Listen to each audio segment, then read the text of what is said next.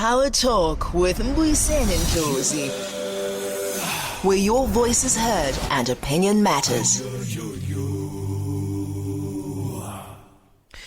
We now move to Washington, D.C. on that presidential state visit by President Ramaphosa in the United States of America. I'm joined online by Dr. Kingsley Makhubela, Ambassador Dr. Kingsley Makhubela. Welcome to Power Talk, Doc, and thanks deeply for joining us.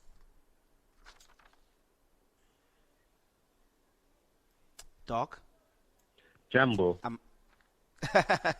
Murisani, na? Welcome to Power Talk, and thanks very much for joining us. Always a pleasure.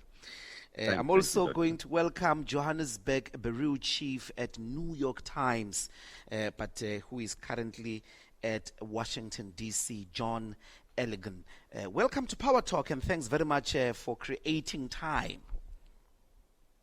Hi, thanks for having me.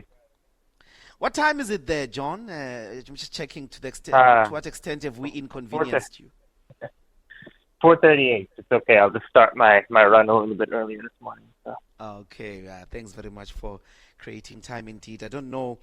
We've got in Texas Rohit Sharma, independent journalist who resides in Washington, D.C., but is going to speak to us from Texas. We're still trying to get a hold of him. But let me start with you, Ambassador. A big debate here in our country about, firstly, the protocols and the idea that President Ramaphosa's reception in the United States is a basic degraded one, indicating the fact that he's not taken seriously by Donald Trump and the American government. Please, can you provide some guidance with actual, substantial, concrete examples and references? Good morning, Doctor. I had the opportunity to listen to a caller yesterday who called you and raised this concern. I want to say the concern raised by the caller is absolutely not correct. The nature of President Ramaphosa's visit to the United States, it's a working visit, and the reception that was given to him at Andrews Airport is in line with what has been given to every head of state. The Americans don't generally send ministers to the airport to go and welcome foreign heads of state, not even on a state visit. The ceremony, the welcome ceremony for a state visit usually happens at the White House, and that's where the pomp and ceremony takes place. The reception that was given to President Ramaphosa is in line with what was given to McCartney, which is given to Starmer and so on. Nothing unusual about it. And I've seen people who are trying to juxtapose the reception given to President Trump in Saudi Arabia and what is given. Those are really malicious things that you're seeing in the social media. There's nothing untoward what was given to President Ramaphosa when he arrived at Andrews Air Force Base. In most cases, and I've been there, with President Mandela, even on a state visit, when President Mandela went there, he was given the same reception at Andrews Air Force Base. The pomp and ceremony happened at the White House. So, if the pomp and ceremony doesn't quite happen at the White House, could we legitimately conclude that it was a hostile reception? No, this is not a state visit. The pomp and ceremony only happens during the state visits. The working visit, it will be maybe you tell us what are the differences. The state visit, it's a ceremonial visit, which includes this pomp and ceremonial thing, the inspection of Guard of Honor, 21 gun salute, and so on. Those happen during a state visit. Now, President Ramaphosa, he's not on a state visit to the United States. He's on a working visit. It will be a doorstep reception by President Trump, similar to what was given to Zelensky, to McCartney, and everyone else went for a working visit. You won't see the inspection of Guard of Honor or 21 gun salute. That won't happen. It only happens during the state visit, and this is not a state visit. Who initiates a working visit? Who initiates a state visit? A working visit can be initiated by anyone. Ramaphosa can ask to go and meet President Trump, or President Trump can ask him to visit for a discussion on a particular issue. That's where a working visit is. But a state visit, it's a ceremonial thing. It has to do with all related activities, laying of the wreath at Arlington Cemetery, and so on. So there are standard protocol procedures that ought to be followed on a state visit. And this is not a state visit. This is a working visit. Just a quiet visit, go in there, do business, and leave. Okay. And then the second question is the delegation. What do you make of that delegation? Well, before we go to the business delegations and the request on my part to sort of make that comparison of presidents going on working visits with business delegations, with business people as part of their delegations, maybe you could make comparisons from Mandela, Mbeki Zuma, up to him, Ramaphosa, on the one hand. But on the other, it seems to me as well that from seniority point of view, there are questions around the set of ministers that Mr. Ramaphosa or President Ramaphosa is with. Can you give us an analysis in that sense? You know, I think people that the president included in his visit are people who give him specific support in terms of the agenda of the meeting or issues that he intends to raise. You can see the delegation is tailor-made for the purpose of what he's going to do there. It's not done in terms of any level of seniority whatsoever. It's because of the program that he has. The business delegation always have piggybacked on a visit of the president, given the high-profile nature of the president involved in a particular capital, that you find business would go in and they would have parallel meetings. They would not necessarily sit in official meetings.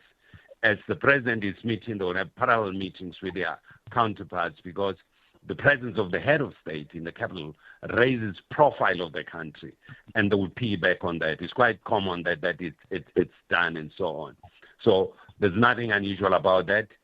But usually, when you have a high-profile state visit, you will find even the receiving head of state would attend to business. They will go and address to business to give assurance on a high-profile state visit.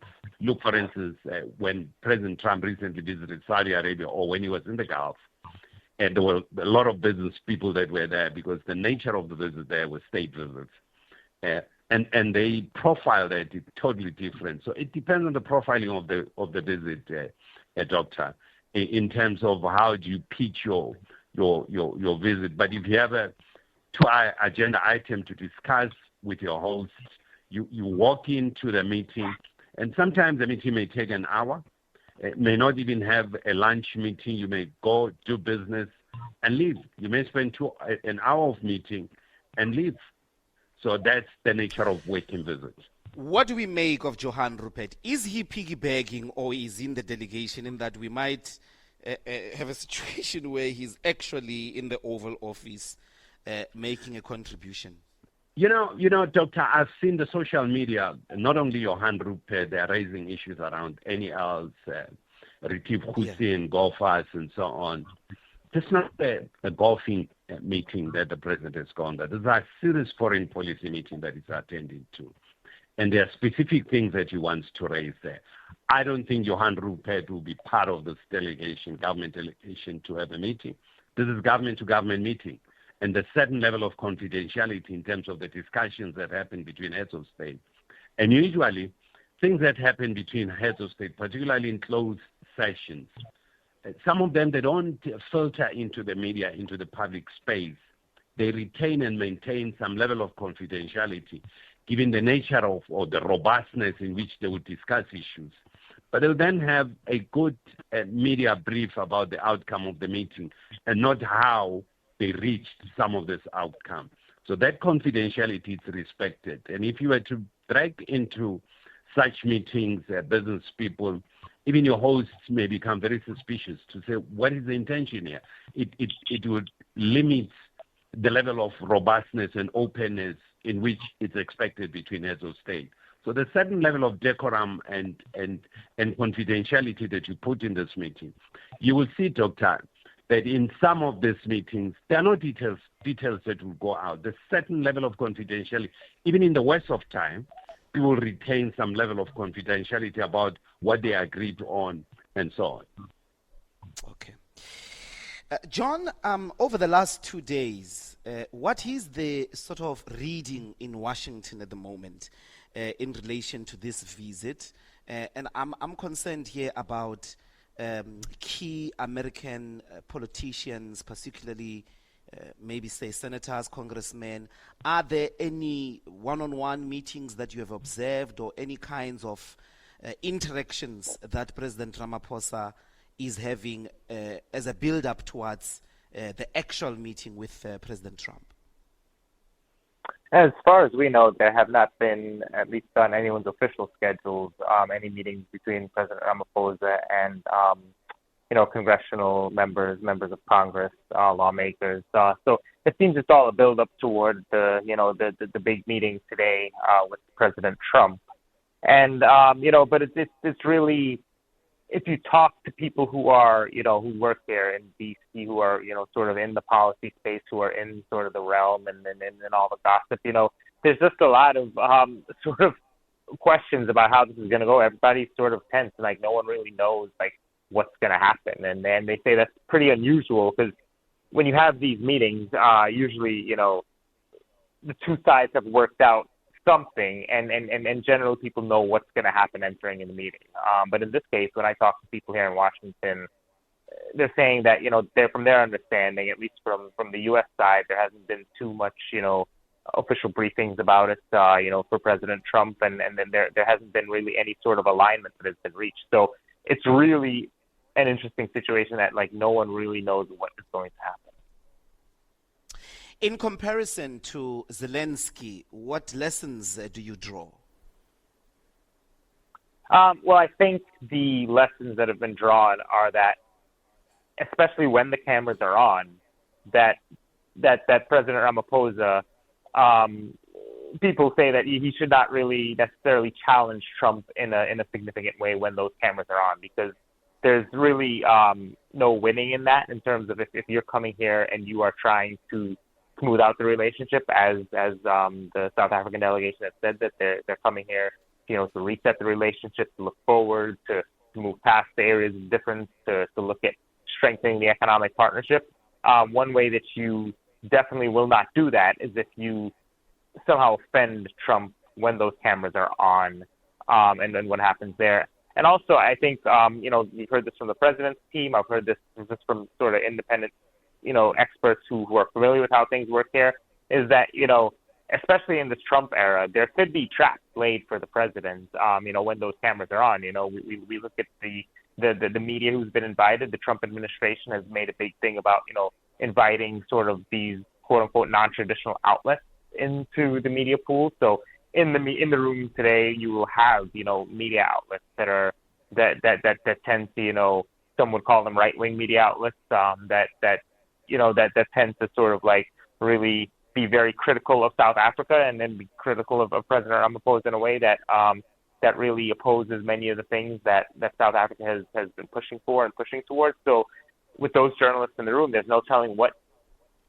they could ask, what questions they could bring up. And from what I understand, I have not been in one of these situations myself. Trump often likes to allow, these back and forth and these engagements with the media in this setting to kind of let things play out as they are, because, he's obviously a showman. He loves the show. So again, it'd be interesting to see what happens.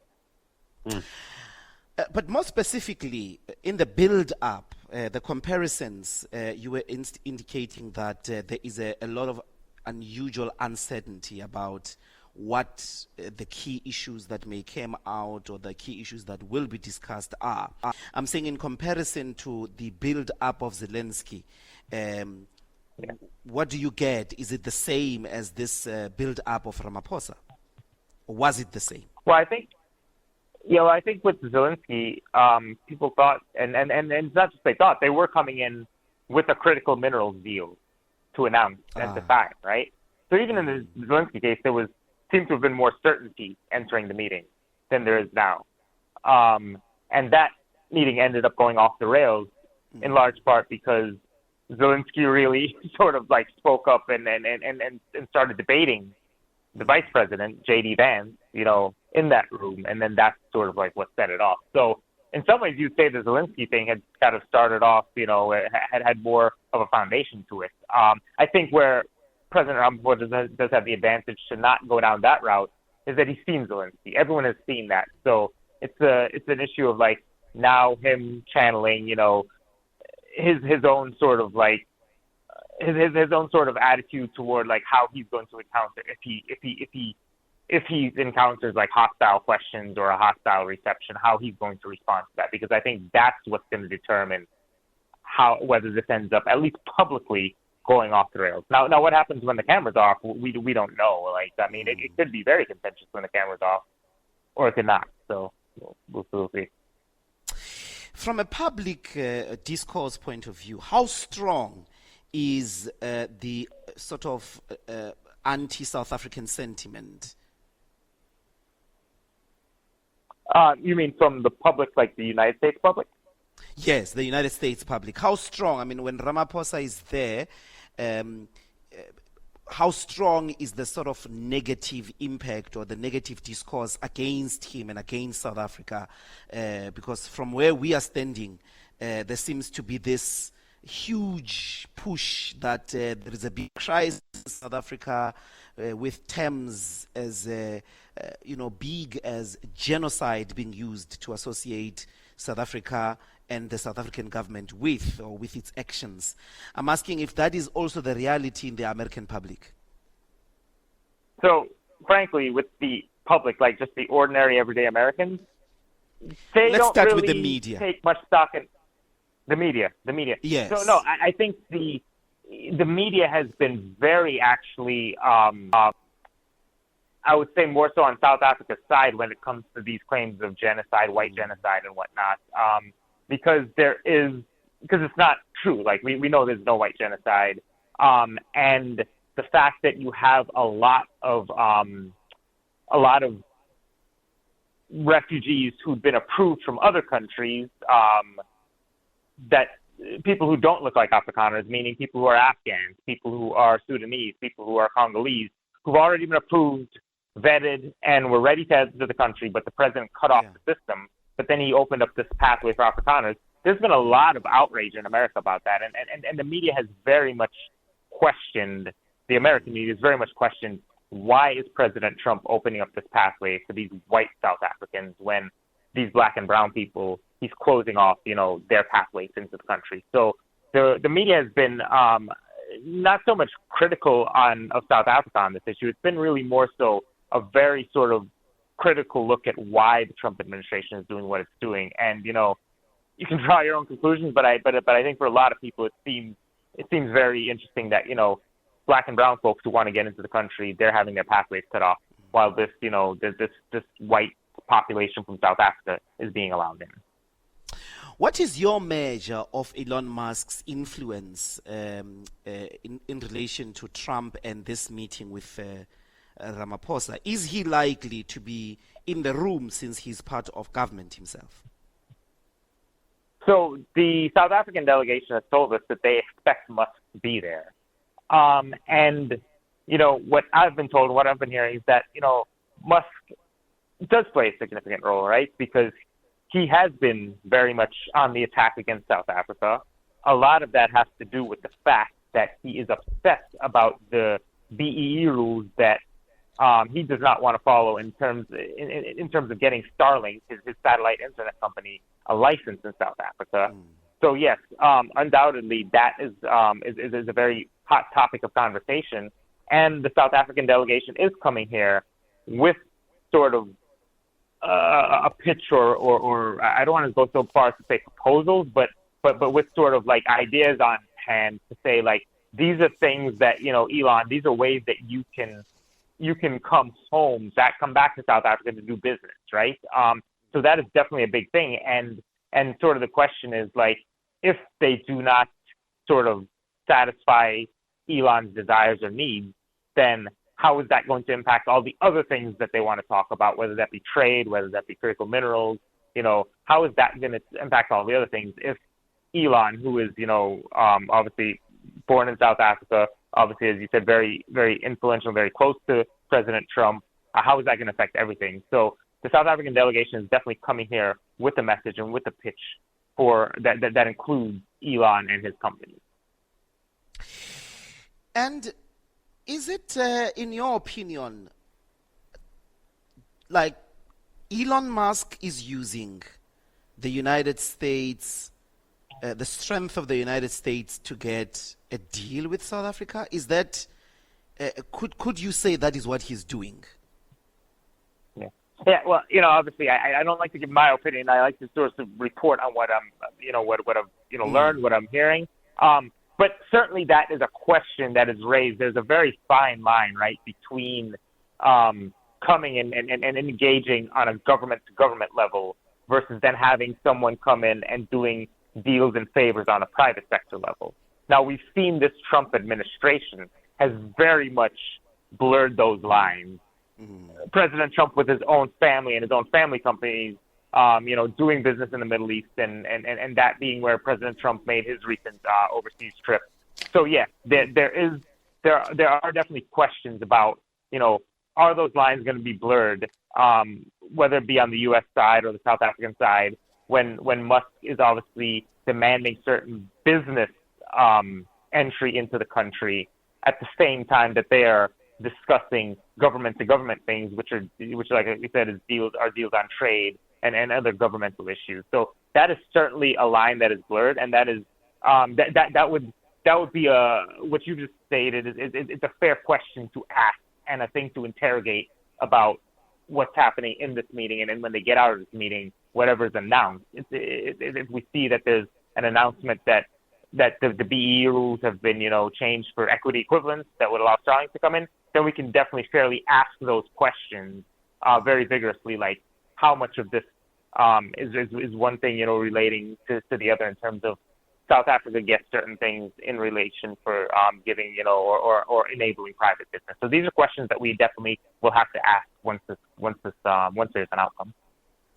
And finally, John, before I let you go, your take, is Johan Rupert, from the reports on the ground in your interactions with the South Africans, is he part of the delegation, or is he piggybacking on the delegation's presence in the U.S.?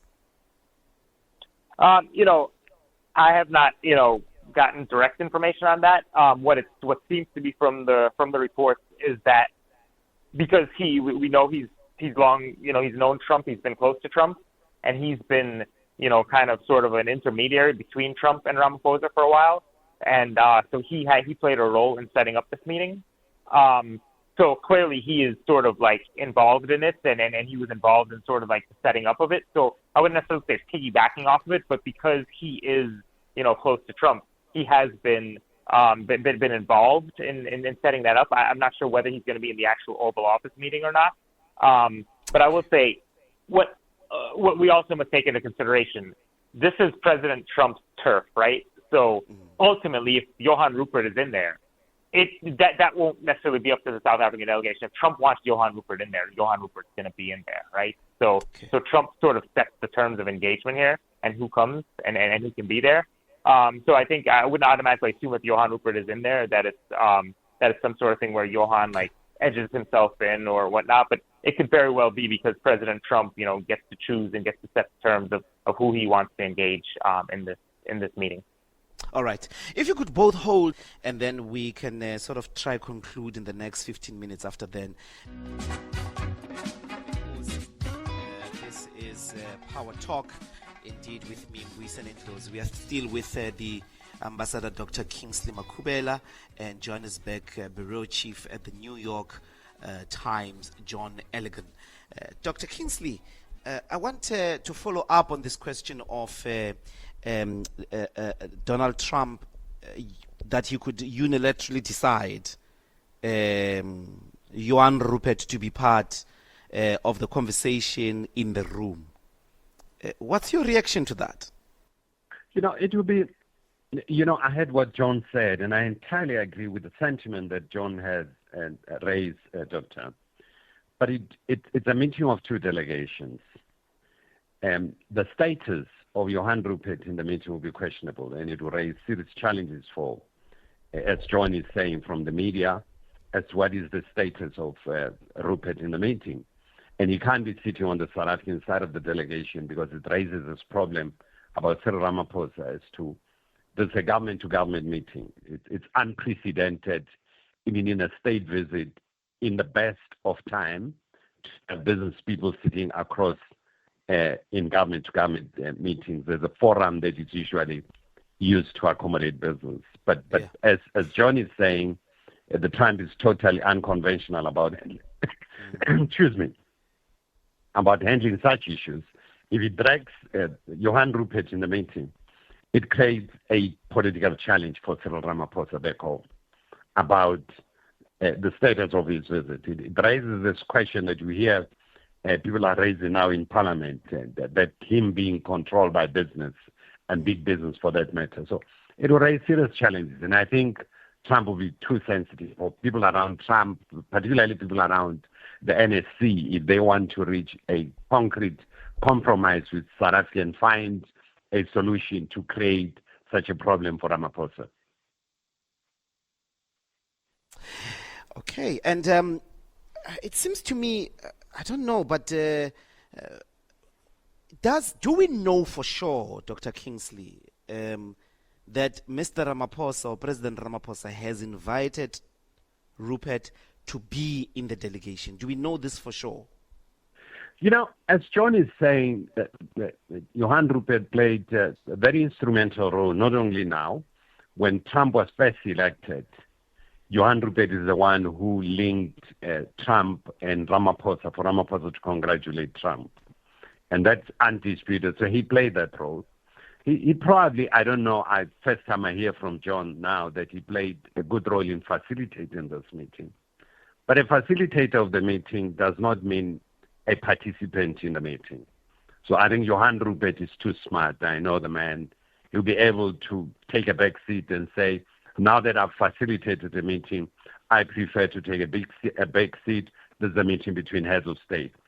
And particularly if the meeting was to deteriorate to the Zelensky syndrome, it would create a huge problem for Johan. Johan has big interests around the world. It would drag his interests down. You wouldn't want to be part of that. But I agree with John also, Doctor, that how President Ramaphosa manages the meeting is so instrumental. The conservative media would raise provocative question with Ramaphosa. My view is that Ramaphosa should retain one thing and tell the media that issues that they are raising are substantial issues or substantive issues that will be discussed in the closed session. And he should project a positive phase and say, I hope after this meeting, myself and Donald Trump will find each other on these issues and not go into the issues. Because that challenge, when the cameras are rolling, will likely lead into the Zelensky syndrome, and that's what he needs to manage. And it's also to achieve his strategic objective, to reset the relationship in a positive note. That should be the focus.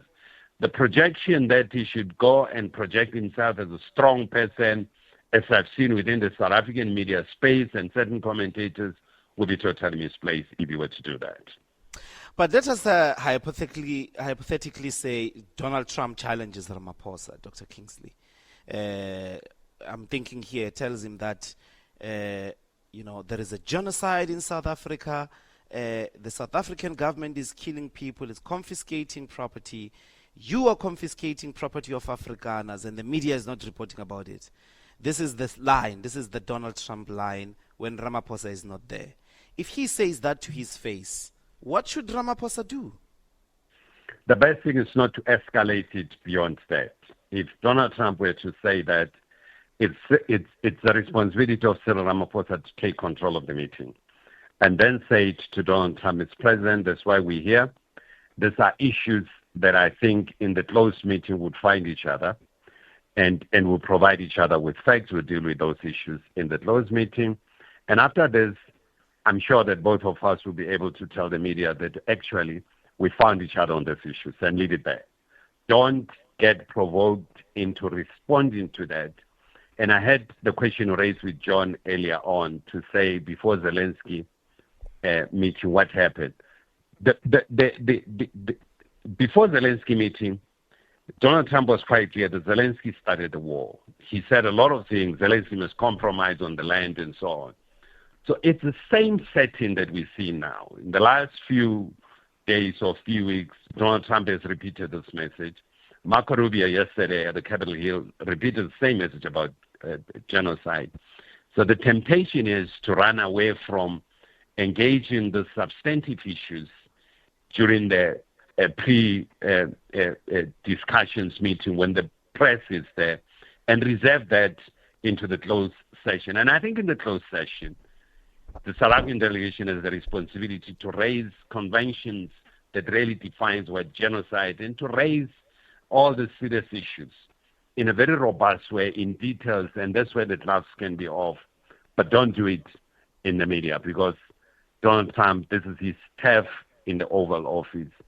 And if you were to do that, you're going to run into the Zelensky syndrome and you won't achieve the objective. The issue here is to focus on the strategic thrust of the visit and achieve what South Africa wants to achieve out of this thing without being detracted, to start that debate with the media. Yeah, very tough indeed. If you've just joined us, this is Power Talk on Power 987 with me, Mbuyiseni Ndlozi. I'm on the line with the Ambassador Dr. Kingsley Makubela and John Elegant. John is the Johannesburg Bureau Chief at the New York Times. He is speaking to us from Washington, D.C. Dr. Kingsley, I just the last set of questions before I go back to John. What does it mean for a situation where already there is a promise of a deal to Starlink, when Elon Musk is engaged in a sort of misinformation campaign, deliberate misinformation, and according to our laws, he remains a citizen of South Africa. Not only that, but is part of the United States government facilitating a refugee program on the basis of a blatant and dangerous lie. Should the South African government, be giving an extension to his business interest in the way it's doing ahead of this visit? It would be very unfortunate. I've seen an article yesterday by Bloomberg that really suggests that there's been a deal that has been made in terms of Starlink to accommodate the concerns of Elon Musk. And I've seen also a report by Cameron Hudson, who is really hailing from the Center for Strategic and International Studies, along similar way, that there's a need to make concessions to Elon Musk. I think if South Africa were to do that, is the end of the rule of law. South Africa has to amend its laws if it wants really to accommodate a Musk. But within the existing legal framework for South Africa to be able to do that, then South Africa becomes a banana republic. And I think that's one thing that South Africa should retain, the dignity of the rule of law, and not lose focus on that. Whatever happens, that is so instrumental, it's enshrined in our Constitution. It's one of the basic principles of our Constitution, the respect for the rule of law. And if we were to start now, it will be opening a floodgate for the government that will operate outside the legal framework, and it will create serious future problems. And the precedent that will start now will be unstoppable, and it will destroy the democratic values of this country. And John, what is the assessment then from American business interests? South Africa's host, or is a host to an estimation of close to 600 American businesses operating here, and most of them obviously complying with these BEE laws and all of that. Has in any way been an assessment of their collective interest in the either Trump agenda or in this state visit by President Ramaphosa? It's interesting because Trump's White House put out some sort of a statement yesterday, kind of suggesting that these that American companies be exempted from these BEE laws. That this is disincentivizing investment in South Africa, and it will hurt South Africa. But as you just said, there's about 600 U.S. businesses operating there. Some of them, like Microsoft, has recently made additional investments. So the facts on the ground actually do not line up with sort of the Trump administration's contention that these BEE laws are an impediment to business. Now, granted, there are some businesses that have raised concerns about be it equity or these sorts of things. But I think what you've more seen the issues raised is more so like South Africa's other problems, like the infrastructure problems, the other things, the bureaucratic problems, those things that make business doing business difficult, and less so about the BEE type stuff and then things that Musk is complaining about. So I would say, in that sense, from American businesses, sort of by and large, the issue of BEE and that sort of thing is not what is the big impediment for most American businesses. And you'd have to say that Musk's view on that is also partially philosophical, right? We see what he puts out on X and he posts on social media about it. So he's clearly going beyond just like, oh, this is an impediment for me to do business here. And it's more so, I just don't agree with this sentiment and this idea that we should, give, equity shares or sell equity to black South Africans. I think it's more of a philosophical argument on his point rather than a real and true impediment to doing business in South Africa. And Dr. King, what likely, in your estimation, what are the consequences if Ramaphosa walks away and has put the case and it's not bought about the genocide question, has put the case and it's not bought about BEE, and it tells Musk that you are free, we can help you, but the South African laws have to apply when it comes to your Starlink business interests. What consequences really could the American administration beyond the tariff really achieve? It's to look at a positive sum outcome of this meeting.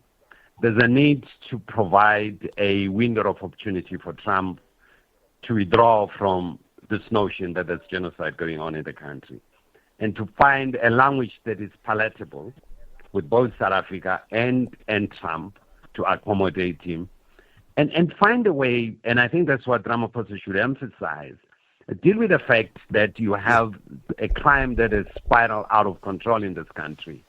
And this crime is not only targeting Africana, and therefore it will be very important for the United States to work with South Africa to try to address this crime, to develop capacity of the South African law enforcement agencies, and have something that would help in that direction, that would provide, in my own view, a positive projection for Trump and a positive projection for Ramaphosa, and stay away from this argument around the genocide and the definition of genocide. And I think those are issues that should be dealt with right during the closed session of the meeting. So what is South Africa going to give back in return? But South Africa should not, in my own view, compromise in terms of the rule of law. Trump will not have respect for South Africa for really moving away from the rule of law. And also, it's very important for somebody like Trump, who has a very strong voice around the world, particularly within the current geopolitical dynamics and emerging multipolarity, to retain the authentic voice of the United States president and the voice of the White House in terms of telling the truth and projecting reality. He's not going to be taken seriously if he keeps on raising these issues. I mean, I was at a diplomatic function last night. Everyone is raising this issue that the Americans definitely know there's no genocide in South Africa. But why is the president saying this thing? So you don't want to reduce that voice, that important voice of the American presidency. So I think there must be a way to retain that and retain the credibility of the office in terms of what they are saying and what they're going to project in future, because no one will take them for serious in future. So there's a need to raise those issues and nuance them in a way that the American president, and Trump in particular, would realize that actually keeping on punting on this thing of genocide, it makes him look irrelevant. So we don't want to make the U.S. president irrelevant on any international issue. But Dr. Kingsley, what happens if such a positive outcome doesn't come out, doesn't occur? What's the worst case scenario here? And what could Trump and his government do to punish South Africa beyond 200% tariff on goods and all of that? But you see, the Americans are not oblivious to the fact that there are new powers that have emerged, and there's contestation for influence around the world. The Chinese is the biggest rivalry of the Americans, so they're quite aware of that. What they don't want to do, and I'm sure they don't want to push South Africa to the other side, because South Africa will be left with no alternative if they are pushed to an extent that there's no trade, nothing happens between the two countries. South Africa will have to survive. So it will push South Africa to the other side. There are also geostrategic importance of South Africa. One of the things that I think everyone talks about, I've seen an article written by Joshua Messerly that speaks about the strategic importance of the Simonstown Naval Base and the geostrategic importance of the Cape of Good Hope that must serve as a resource for freedom of shipment around the world. And I think these issues should serve all humanity. And I think Americans are quite aware about the important issues. And they are not oblivious to the fact that pushing South Africa would cut themselves out. Is the Trump administration always willing to be isolated? I think they are quite sensitive to isolation. That's why they're able to retract each time they make decisions that are isolating them. Okay. And John, just finally, I have 3 minutes. I know you're in Washington, D.C., but any wind of the 49 Afrikaners there in Texas, has the community there enthusiastically embraced them? It's hard to say, honestly. We haven't really heard much. I mean, there were a few protesters when they landed who were, against them landing when they came to Washington last week. Yeah, but there hasn't really been any sort of large public outcry about that. And can I just add on to something that Dr. Kingsley said as well? I think it's interesting to note when you talk about Trump and going down the Afrikaner route. I've met with several, since I've been here in Washington, I've met with several very conservative policy people who are sort of in the Trump orbit, and all of them have been, I don't know about this Afrikaner genocide thing. I wouldn't go down this route that the president's going down. So this is not something that is rallying even conservative Trump supporters. Like, oh yeah, we need to help Afrikaners because there's genocide. They're all saying essentially this is the president's thing, and it's really believed that there's a very small circle of people who are actually running this sort of play to punish South Africa on the Afrikaner issue. And who those people are, that's sort of one of the big mysteries here. Everyone's kind of guessing, who is it within the administration? Who's the one who's really saying, let's grant refugee status to Afrikaners? So this is actually not really a popular thing, even among Trump conservative supporters. Okay. Ambassador Dr. Kingsley Makhubela and Johannesburg Bureau Chief at the New York Times, based now in Washington, D.C., John Elegant. Thank you both for availing your time on Power Talk. Thank you. And good luck to you, John, Thanks very much, in Washington, Doctor. D.C.